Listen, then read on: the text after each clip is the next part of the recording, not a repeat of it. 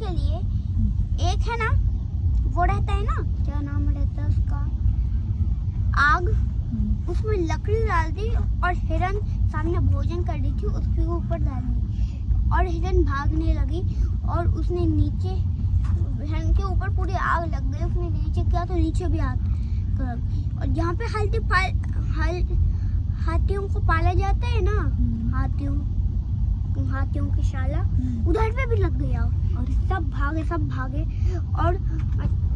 और उसको पानी से बुझाया गया और फिर कुछ हाथी बेहोश भी हो गए। उसमें से है ना, राजा ने एक वैद्य को बुलाया, वही था दुष्ट, उसको बताया कि मर गए। तब उसने बोला कि मुझे बस 2 दिनों का टाइम दो। जब आखिरी दिन बचा था तो फिर वो जब एक पेड़ के नीचे बैठा तब एक कौवे ने उसके ऊपर टट्टी कर दी।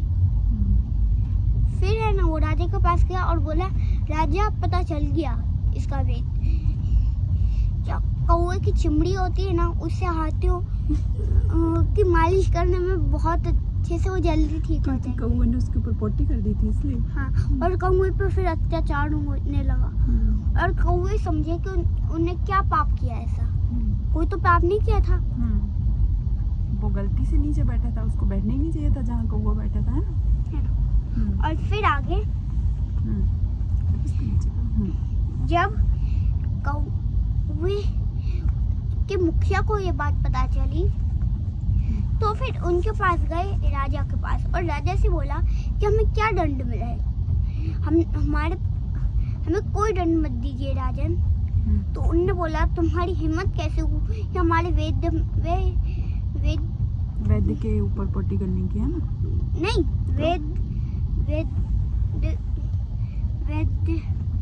पे हमारी हिम्मत कैसे हुई वेद के आगे बोलने की। अच्छा। फिर उसने सबूत, तो राजा ने बोला, मैं तभी ऐसा विश्वास करूंगा जब तुम कोई बात बताओगे। तो उसने बताया कि राजन कौवे में तो चमड़ी होती ही नहीं है। हाँ। तो फिर क्यों हम पाप कर रहे हैं? तब राजा ने उसको ही फांसी चढ़ा दी वेद को। ये तो सही बात थी।